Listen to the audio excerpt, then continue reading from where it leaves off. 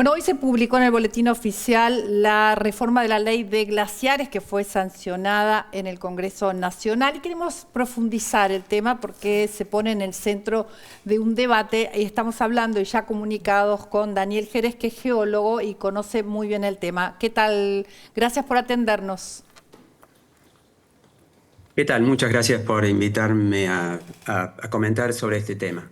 Hay una ampliación o una actualización de una mirada técnica sobre lo que significa esas áreas protegidas, ¿no? Los glaciares y los periglaciares. Contanos un poco qué es lo que plantea la ley con respecto a ese tema. Bueno, creo que lo más importante es comentar que la ley sigue manteniendo el estatus de la importancia de los glaciares que tengan capacidad como reserva hídrica de agua. Ese concepto no se toca. Lo que muchos creemos que es muy importante que introduce esta ley es que se dimensione, porque lo que no se mide no se conoce. Y lo que está introduciendo, como en algo que la ley anterior, antes de la reforma, tenía algunas ambigüedades, es proponer que se dimensione cuál es el eventual aporte que podría tener cada forma glaciar o periglaciar como aporte hídrico a una cuenca a la que pertenece. Porque en ese sentido también hay que decir que se deforma mucho la realidad cuando se menciona que, por ejemplo, hay 7 millones de argentinos que dependen del aporte de los glaciares. Eso no es cierto. La mayor parte del aporte viene a través de las precipitaciones y el flujo a través de los ríos y del agua subterránea. Y en muchísimos casos los glaciares, y sobre todo los glaciares de escombros, que son la mayoría, aportan un caudal ínfimo si es que lo aportan. Porque los glaciares de escombros son formas de permafrost que tienen agua congelada y que no aportan agua a las cuencas a no ser que el planeta se caliente y entonces ahí empiezan a aportar agua. Bien, ahí hay un tema que tiene que ver con la posibilidad de inversiones económicas, ¿no? Sobre todo en minería, inversiones extractivas. Y en ese sentido, la pregunta sería, ¿qué se puede perder con esta nueva ley y con esta, de alguna forma, flexibilización, ¿no? del tema de utilizar estas áreas o de avanzar un poco sobre estas áreas?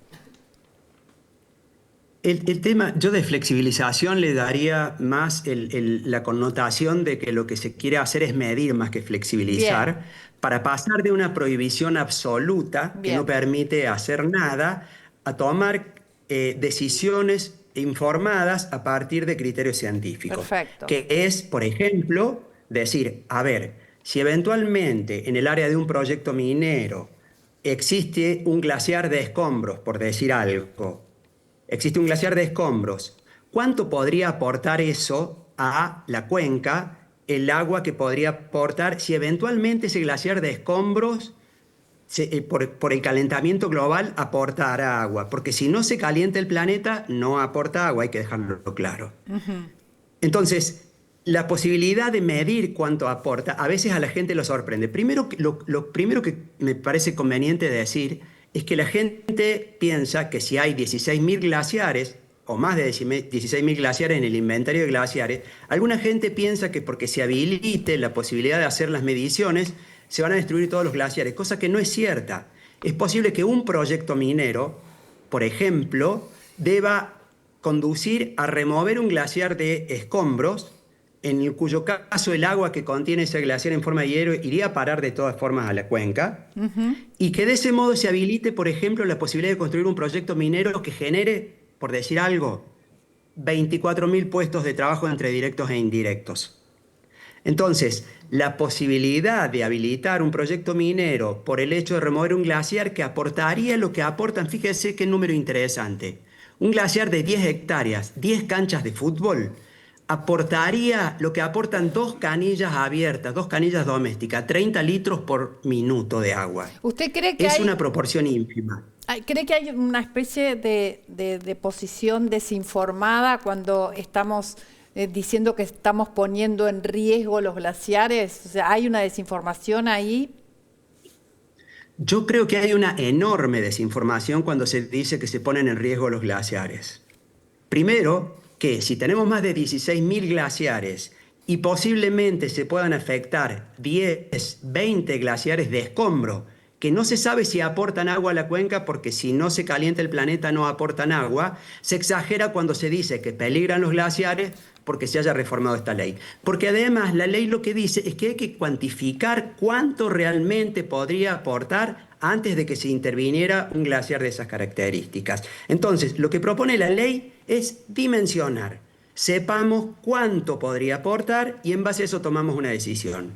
Porque sabe que el agua, que es sobre lo que se discute finalmente, es para utilizarla. Entonces, si el agua que aporta un glaciar de escombro como uso alternativo a una mina pudiera, por ejemplo, regar 2 hectáreas de vides que generan 4 puestos de trabajo, comparemos lo que significa eso con respecto a generar 7.000 puestos de trabajo directo y un total de 24.000 puestos de trabajo.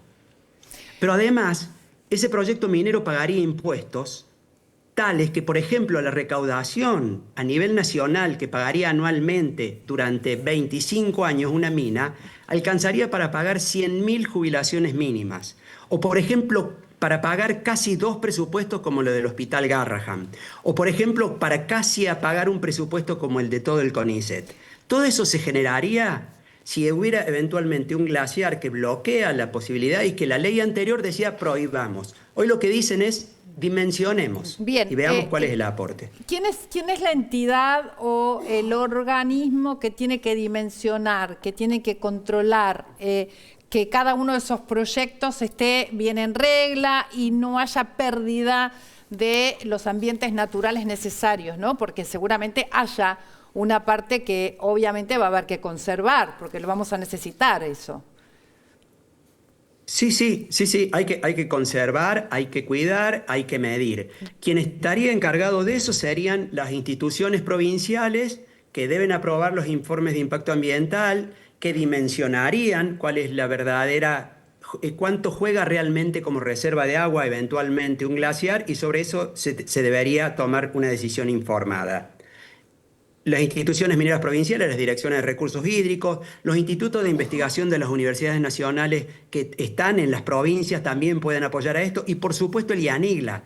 La ley dice que se debe informar al IANIGLA todo lo que se vaya a hacer. Muy bien. O sea, lo que se hace es a las provincias reconocer su potestad de manejar sus recursos naturales. Una pregunta más, Daniel. ¿Hay evidencia internacional que avale estos cambios en la ley de glaciares? Y la verdad es que esto lo han dicho varios colegas que mencionan sobre esto.